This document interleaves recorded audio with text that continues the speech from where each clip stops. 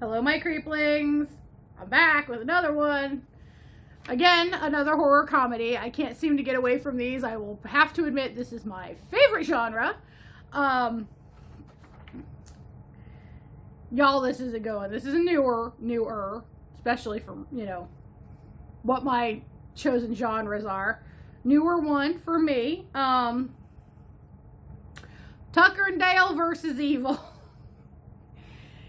Y'all, I remember the first time I saw this, I caught it on like Sci-Fi or something. Maybe it was Showtime. It was on cable. It might have been premium, might not have been. This movie's fucking hilarious. This movie, I keep going back to this movie as like a perfect example of horror comedy outside of the Evil Dead trilogy. So, let's just get into the specs, shall we? Directed by Eli Craig. Written by Eli Craig and Morgan Jurgensen. That's a lot of gers. Released in January of 2010, so it's older, but not like old like I tend to like, 80s and 90s. Starring Tyler Labine as Dale. My Alan Tudyk as Tucker. This is part of the reason why I watched the movie. I saw Alan Tudyk. I'm like, bitch, I'm sitting down watching this.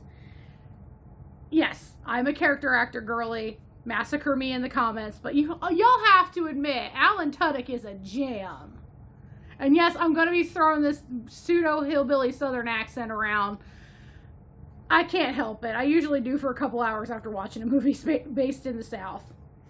But back to what I was going to. Katrina Bowden as our heroine, Allison or Allie. Jesse Moss as Chad. And then we have basically a bunch of different names that I've only ever seen in this movie. You can look it up on IMDb if someone, oh, I know that person. Okay. So, this did premiere at Sundance Film Festival in 2010. So, this was, put out on the circuit, so to speak.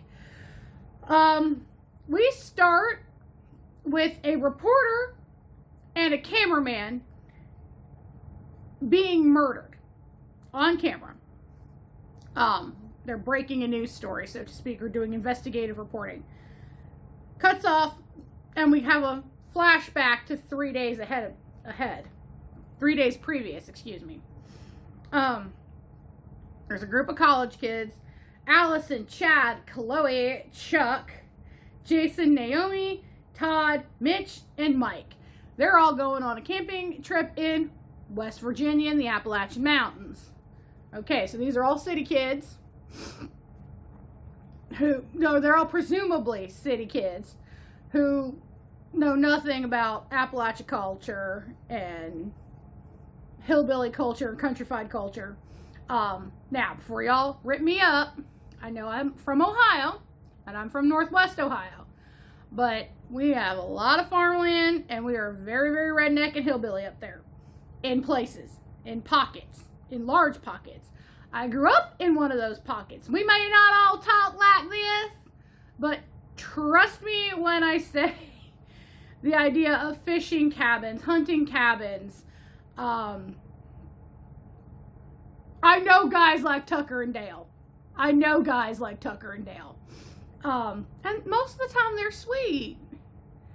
And we tend to have, like here in Central Ohio, we do have a lot of what my grandmother would call transplants. People who have moved from other parts of the country to settle in the Midwest. We have a lot of displaced Southerners. A handful from I know a handful from Atlanta. There's a handful from West Virginia that I've run into. And there's probably more. I'm just saying. I'm aware, and I have heard the plethora of accents that can come out of those places. And being the person that I am, I do love a good accent, and I often do try to imitate. And I'm really trying hard not to do it now. So my Southerners out there, I'm sorry, my self-recognized hillbillies, I do not mean to poke fun. But y'all, you're so cute sometimes, the way you talk, like with the bless your hearts and all that. It's adorable, and I love it. Okay, I'm off my little tangent now. Okay, so these little brats are camping in Appalachia. Now, they stop at a gas station because, of course, they forgot the beer, and that is so important. They run into Tucker and Dale. Now, these guys are two hardworking hillbillies. They just bought a fishing cabin. It's run down, and it is deep in the woods on a lake, or near a lake. There's also been some stuff that's happened in that section of the woods about 20 years prior. Now, Dale, sweetheart that he is, you know, have you ever seen a woman so beautiful? Those girls are so cute and everything. Well, Tucker's like, well, why don't you go over and talk to them? I'm more of a Tucker girl, but I could see where someone would think Dale was adorable. He's definitely a sweetheart.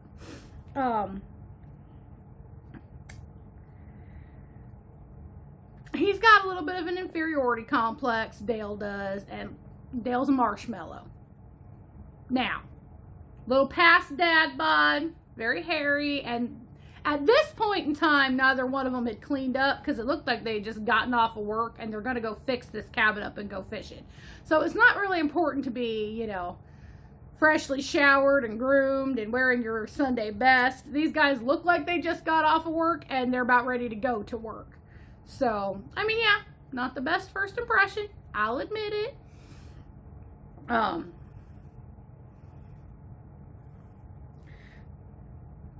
So he kind of freaks the girls out, and everyone goes their separate ways.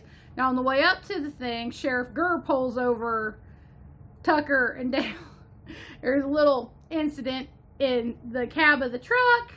It's a little funny, and Sheriff Gurr warns them, you know, this area's nothing up there but heartache and hell, I think is what he said. I could be wrong, but it's that same kind of idea. Now, they arrive at the cabin, start repairing it. Now, the kids are camping nearby in the woods. Chad, and he is every sense of the damn name Chad. You know how we got Karens and now we got Chads? Yes, he is very much a Chad. Preppy ass little... Mel, remember your grace. So Chad's, you know, tells them the story of the Memorial Day massacre. Basically, deranged hillbilly attacked a group of college kids, and there was only one survivor. Right here in these woods 20 years ago. Chad, you're an idiot. So the college kids decide to, you know, they change the subject and go skinny dipping in the lake where Tucker and Dale are fishing. Now, Allison is she's on top of a rock, like a large rock, strips down to her skivvies and starts trying to climb down into the water rather than jumping. Smart girl. And Allison kind of sees that they're there. She gets startled. She slips. She bangs her head and she starts drowning. But Tucker and Dale do get her out of the water and into their boat for safety. Well, the college kids freak out. Oh my God, they're killing Allison. They go run in one direction. Tucker and Dale do the right thing and take her to their cabin where they can keep an eye on her and get her help. Well, they basically patch her wounds and let her sleep, hoping that her friends come back to, you know, come to find her. But the kids think they abducted her, and all hell starts breaking loose.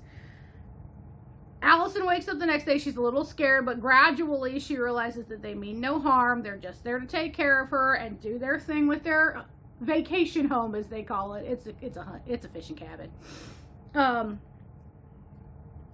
Now, Chad's got all the other kids riled up, thinking that Allison's been kidnapped. Those guys are going to kill her, and they've got to save her. And they've, you know, these hillbillies this, these hillbillies that. This starts a damn chain reaction of one by one, the kids accidentally killing themselves. Or killing each other. And the whole time. Let's see. There's an incident where Tucker is out there working with a chainsaw on a log and ends up disrupting a nest of bees. And while he's running around with the chainsaw on, freaking out because he's getting stung all over his face, the one kid they elected to go talk, find Allison and find out what was going on, automatically freaks out. Oh my God, he's going to chase me with a chainsaw. Ends up impaling himself on a branch.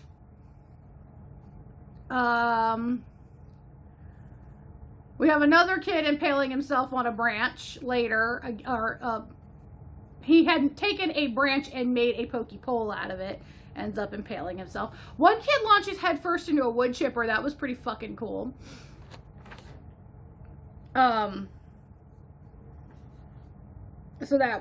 So Chad's going into this. We have to get rid of him for our survival. Chad's going off the fucking deep end, man. He is, and you find out why later.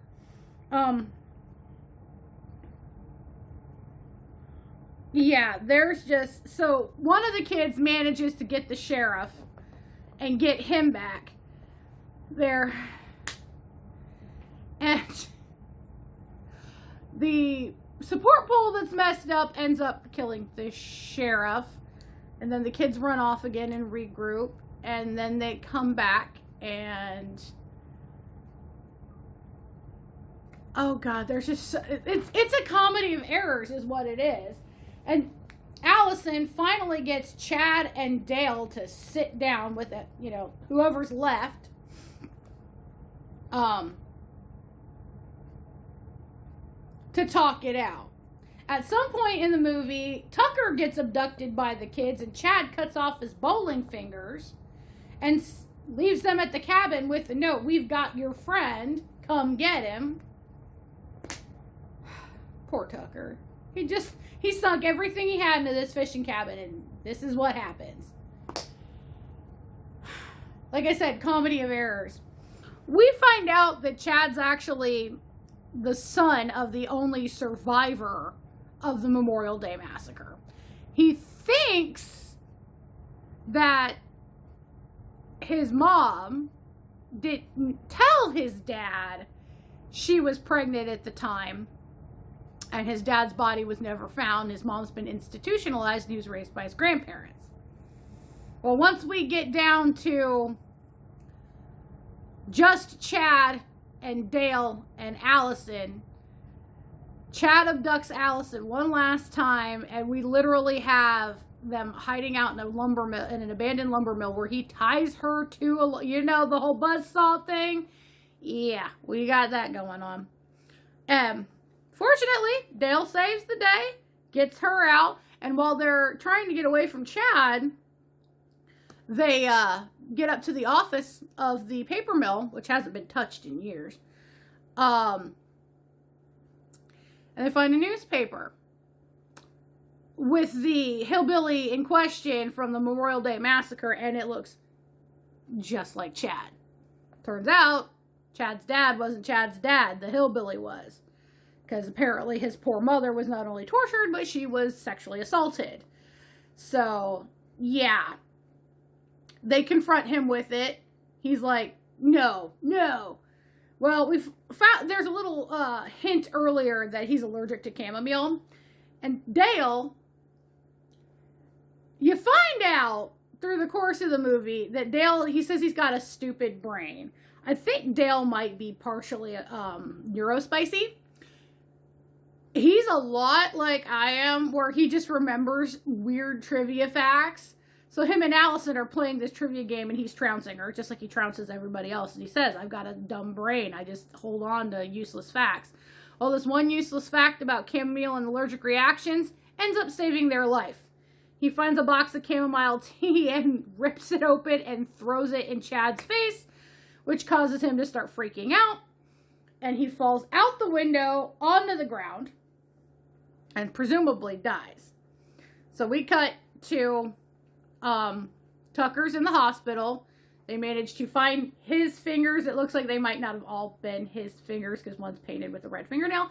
Dale brings him a beer in the hospital, which when you're high on prescription painkillers, I don't know if you want a beer, but hey, it's great. Turns out Dale and Allison actually do have a lot in common, and they are they do go on a little date. We see their little date at the bowling alley. It's cute. Dale cleans up nice. See, when he has a minute to clean up, he don't look so creepy now, does he, Allison? I'm glad to see that those two worked out. And we cut to the end where the news reporter's doing her thing. They mentioned in the news report that Chad's body had not been found. Well, if you looked at what happened at the beginning, you know what happens with Chad. So, I know that is very quickly glossing over this. And I have waxed lyrical about other movies, but I really want you guys to watch this and just see what I mean by a gory comedy of errors. The effects in this are great. The story writing is very solid. The casting is so cute. Again, I'm an Alan Tudyk bitch. I love me a good character actor, and he's one of my absolute favorites. He's probably top 5. Actually, yeah, he's probably top 3, actually.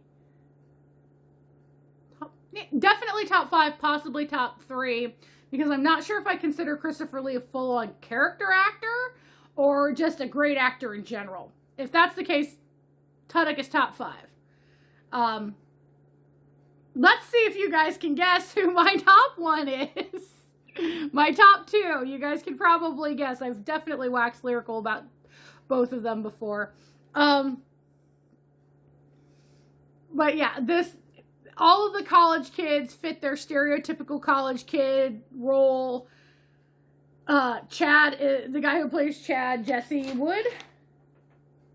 Moss, excuse me. Definitely, yeah, he is a full-on Chad. The dog, Dale's dog, Jangers, is adorable. And he lives, so no dead dogging. Yay, no dead pets. If you really want to see what a good black comedy is, I'd highly suggest Tucker and Dale versus Evil. If you are an Alan Tudyk fan, or Tyler Labine fan, or, yeah, if you, any of the names involved in this, if you're a big fan of theirs, I highly suggest watching this one. So, yeah, A+. A+, guys. If I were to grade this is an A+. I would watch it again and again and again. I would force my friends to watch it.